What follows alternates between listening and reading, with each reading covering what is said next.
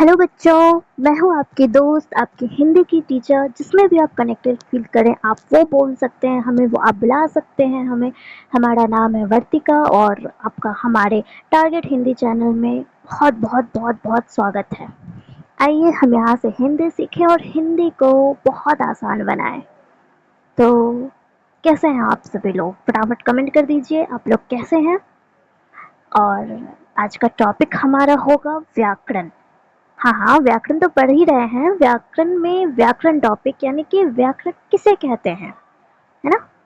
ये रहा आपका सिलेबस, जिसमें कि टोटल 25 टॉपिक्स हमें कवर करने हैं, हमें पढ़ने हैं। जिसमें से पहला टॉपिक हमने पहली क्लास में भाषा और लिपि हमने कंप्लीट कर लिया है। जिसने भी वो वीडियो नहीं देखा है तो अरे यार क्या कर रहे हो, जाकर के चैनल में पड़ा हुआ है, जाकर के देख लो फटाफट से और बहुत आसान भाषा में भाषा को सीख लो।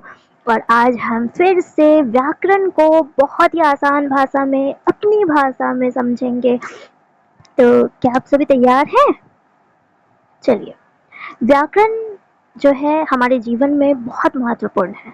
ये हमें क्या करता है? शुद्ध शुद्ध पढ़ना, लिखना, बोलना इत्यादि सिखाता है ना। व्याकरण चाहे वो हिंदी सब्जेक्ट का हो, इंग्लिश का हो, संस्कृत का हो, किसी भी लैंग्वेज का हो। जैसे कि हम बिहार से हैं तो हमारे यहाँ मैथिली चलती है, भोजपुरी चलती है, तो सभी सब्जेक्ट के एक ग्रामर होते हैं, व्याकरण होते हैं, जो कि बहुत बहुत बहुत इम्पोर्टेंट होते हैं। बिना ग्रामर के कोई भी भाषा नहीं बन सकती, ठीक है। तो इसीलिए अब आपको समझ में आ गया होगा व्याकरण कितना ज़रूरी होता है किसी भी भाषा के लिए, है ना। तो चलिए आज उसी व्याकरण को हम लोग समझें कि आखिर ये व्याकरण है क्या, व्याकरण हम क्यों पढ़ते हैं, है ना। इसकी यूजेस को समझेंगे हम लोग, इसके प्रयोग को समझेंगे, ये है क्या वो समझेंगे हम लोग। और जल्दी चलिए, बिना देरी किए हुए हम आगे बढ़ते हैं। और जिसके पास भी ये सिलेबस नहीं है कृपया करके आप स्क्रीनशॉट ले सकते हैं इसका। ओके, आपने स्क्रीनशॉट ले लिया होगा। चलिए अब आगे बढ़ते हैं। देखिए, व्याकरण की परिभाषा।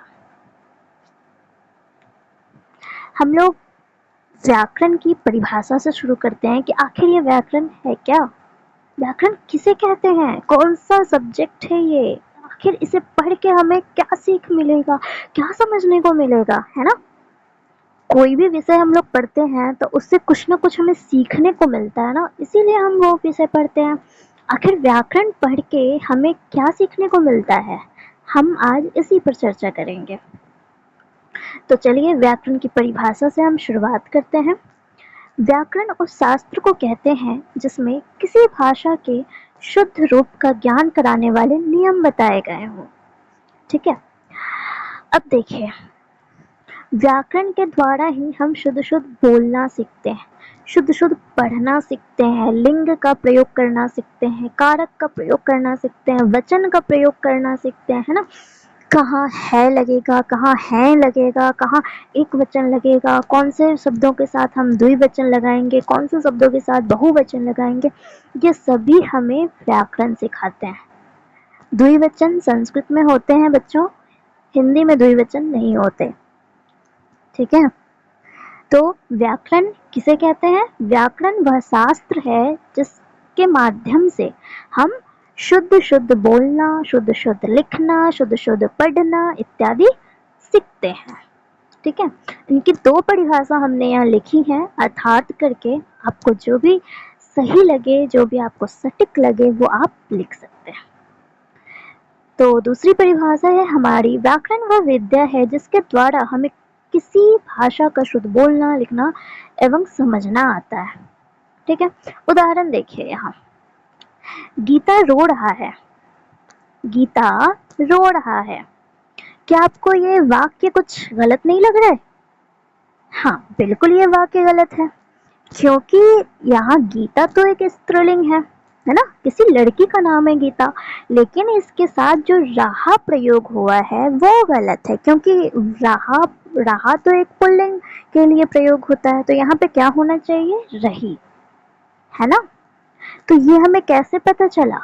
हमें स्त्रीलिंग पुल्लिंग का ज्ञान है, इसी वजह से हमें पता चला कि ये वाक्य जो है ये गलत है है ना। और स्त्रीलिंग पुल्लिंग का ज्ञान हमें कैसे हुआ? व्याकरण पढ़ने से हुआ। किसी भी भाषा का व्याकरण हो, हमें स्त्रीलिंग पुल्लिंग एक वचन बहुवचन इन सभी का प्रयोग हम कैसे सीखते हैं? व्याकरण के माध्यम से सीखते हैं। अब उसी तरीके से दूसरा उदाहरण देख लीजिए, मैं नहीं जाएगा। क्या आपको ये अटपटा नहीं लग रहा? मैं नहीं जाएगा, ये कौन सा वाक्य है भाई? कुछ गलत लगा ना इसमें? इसका शुद्ध रूप होगा मैं नहीं जाऊंगा। अब कुछ सही लग रहा है ना? मैं नहीं जाऊंगा। तो वाक्यों को शुद्ध शुद्ध बोलना, पढ़ना, लिखना, समझना इत्यादि हम व्याकरण के माध्यम से सीखते हैं। अब देखिए व्याकरण के अंग, व्याकरण के अंगों के प्रकार, अंगों के बारे में हम लोग जानेंगे कि व्याकरण के कितने अंग होते हैं, व्याकरण की कितनी शाखाएं होती हैं, उनके बारे में हम लोग जानेंगे। तो इनका चार चार अंग है। पहला वर्ण विचार, दूसरा शब्द विचार, तीसरा पद विचार, चौथा है वाक्य विचार। तो एक एक करके हम इनके बारे में समझेंगे, इनके बारे में पढ़ेंगे, इनके बारे में जानेंगे। और आपको बता दूं मैं, ये चारों अंग जो हैं एक अपने आप में एक बहुत बड़ा सा टॉपिक है। आपने यहाँ सिलेबस में देखा होगा, देखिए है ना। तीसरे नंबर पे देखिए वर्ण विचार है, चौथा नंबर पे देखिए शब्द विचार है, पांचवा में वाक्य है। तो ये तीनों टॉपिक हम लोग अलग अलग कक्षाओं में पूरी डिटेल में पढ़ेंगे, पूरे विस्तार से पढ़ेंगे। यहाँ बस आपको नॉर्मल सा इंट्रोडक्शन इन तीनों से आपको मैं दिलवा देती हूँ बस। बाकी अगली कक्षा में तो हम वर्ण विचार के बारे में पढ़ेंगे ही। वहाँ हम स्वर वर्णों के बारे में जानेंगे, व्यंजन वर्णों के बारे में जानेंगे, अयोगवाह किसे कहते हैं, संयुक्त व्यंजन किसे कहते हैं, है ना। तो उनके बारे में हम अगली कक्षा में पढ़ेंगे। यहाँ बस थोड़ा थोड़ा नॉर्मल सा इंट्रोडक्शन ले लेते हैं कि आखिर ये वर्ण विचार किसे कहते हैं, पद विचार क्या होता है, शब्द विचार क्या होता है और वाक्य विचार क्या होता है। चलिए बच्चों आगे पढ़ें। तो अब तक आपने क्या क्या सीखा? व्याकरण किसे कहते हैं? व्याकरण वह माध्यम है जिसके द्वारा हम शुद्ध शुद्ध बोलना, लिखना, पढ़ना, समझना इत्यादि सीखते हैं। व्याकरण के चार अंग हमने देखा, वर्ण विचार, शब्द विचार, पद विचार और वाक्य विचार।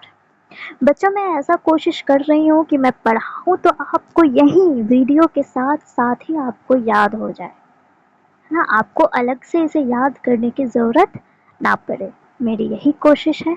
और अगर आप लोगों को पसंद आए तो कृपया करके एक लाइक तो बनता है ना, और सब्सक्राइब भी बनता है। चलिए वर्ण विचार के बारे में हम लोग जानेंगे। वर्ण विचार या अक्षर, देखिए वर्णों को हम लोग अक्षर भी कहते हैं, ठीक है। तो वर्ण किसे कहते हैं? भाषा की उस छोटी ध्वनि या इकाई को वर्ण कहते हैं जिसके टुकड़े नहीं किए जा सकते। वर्ण किसे कहते हैं? भाषा का वह सबसे छोटा ध्वनि या इकाई, ठीक है, जिससे यह भाषा बना है, उसे वर्ण कहते हैं या अक्षर कहते हैं। जैसे कि आपने आई थिंक बायोलॉजी जीव विज्ञान में पढ़ा होगा कि बॉडी क्या चीज से मिलके बनी होती है? सेल से, है ना। सेल से बनी होती है। आई थिंक उसे हिंदी में कोशिका बोलते हैं।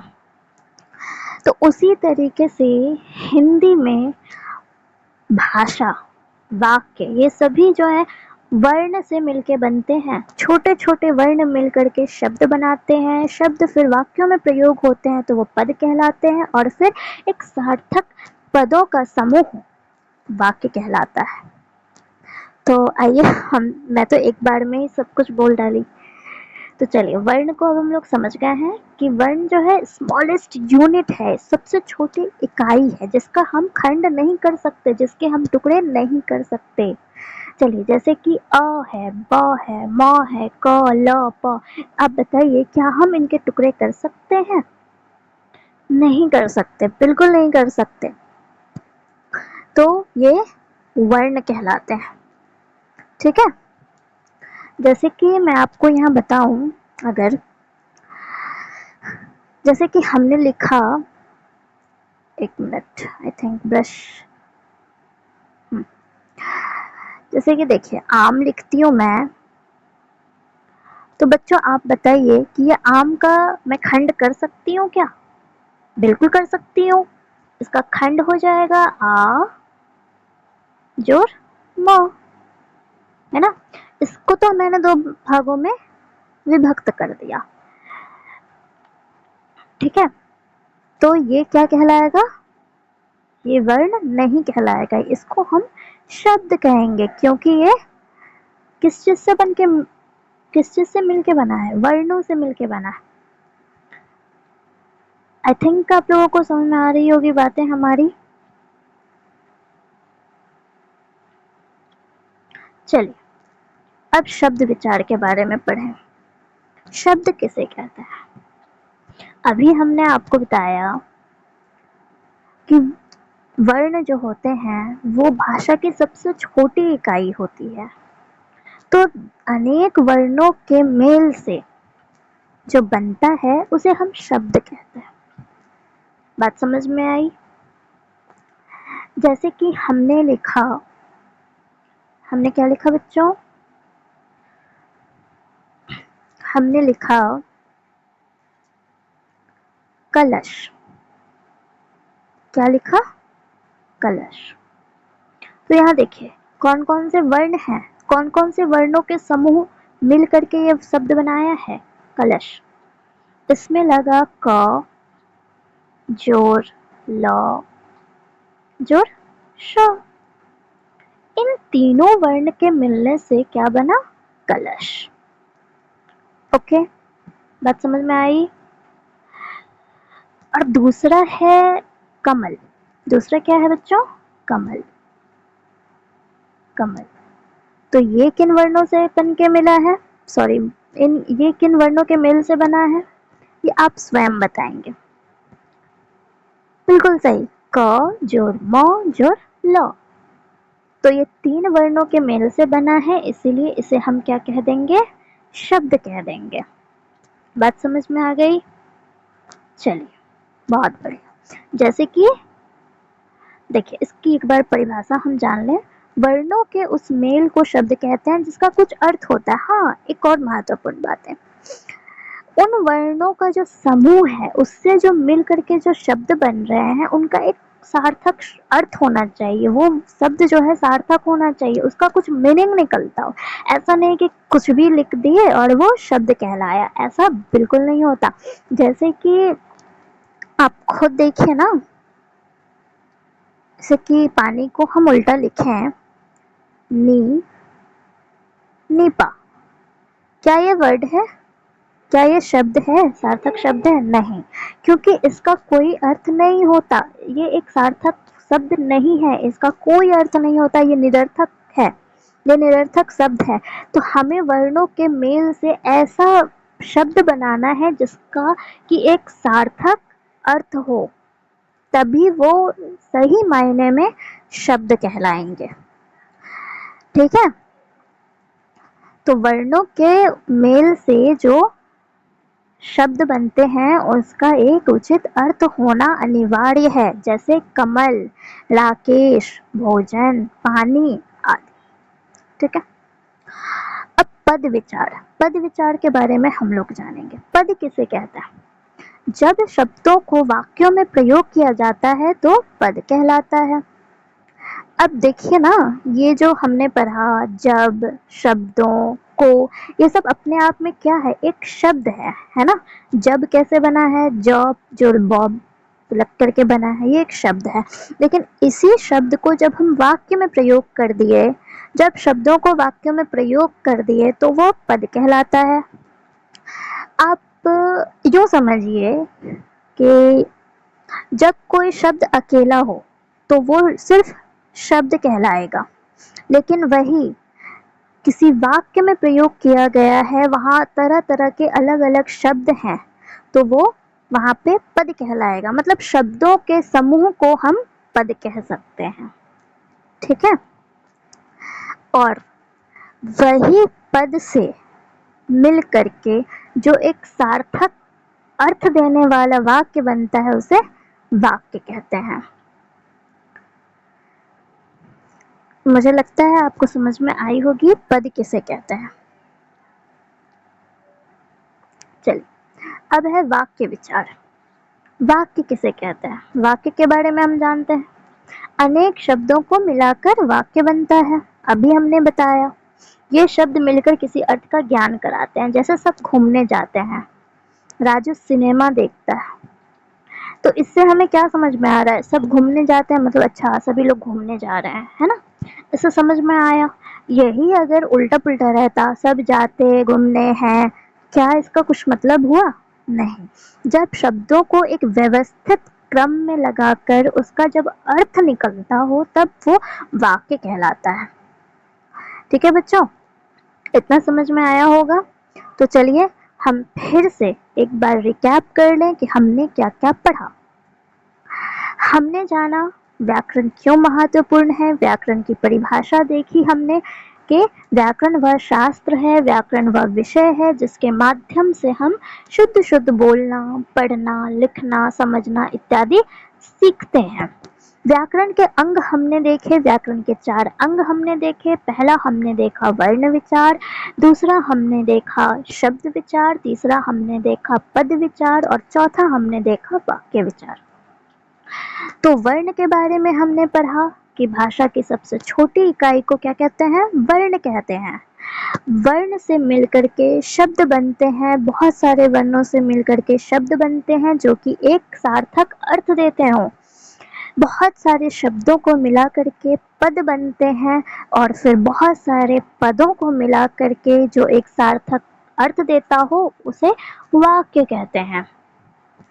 चलिए, इतनी बातें समझ में आई होंगी, और अगर आई हो तो यस मैम कमेंट में ज़रूर कीजिएगा और हमारे चैनल को सब्सक्राइब करना मत भूलिएगा। लाइक तो ज़रूर ही कीजिएगा जिससे कि हमें मोटिवेशन मिलती रहे और हम मोटिवेट होते रहें और इसी तरीके से आपको नॉर्मल भाषा में, एकदम इजी भाषा में आपके लिए हिंदी व्याकरण आसान कर दें। तो चलिए, आज हमारा ये छोटा सा टॉपिक, प्यारा सा टॉपिक व्याकरण का, व्याकरण टॉपिक समाप्त होता है यहीं पर। कल हम लोग पढ़ेंगे वर्ण विचार। वर्णों के बारे में जानेंगे कि आखिर ये वर्ण होते क्या हैं। वर्णों के बारे में तो हमने जान लिया है ना? थोड़ा सा इंट्रोडक्शन हमने देख लिया है। वर्ण किसे कहते हैं? वर्ण किसे कहते हैं? अपने आप में बोलेंगे आप। बिल्कुल सही, भाषा की सबसे छोटी इकाई को वर्ण कहते हैं। वर्णों के अंग हम लोग देखेंगे, वर्णों के प्रकार देखेंगे, उसमें देखेंगे स्वर वर्ण, व्यंजन वर्ण, अयोग वाह, ये सब देखेंगे हम लोग। स्वर वर्ण कितने होते हैं, व्यंजन वर्ण कितने होते हैं, अयोग वाह कितने होते हैं, है ना? अल्प प्राण देखेंगे हम लोग, महाप्राण देखेंगे। ये सब हमें नेक्स्ट वीडियो में, नेक्स्ट क्लास में आपको देखने को मिलेगा। तब तक हमसे जुड़े रहें। जय हिंद, प्रणाम।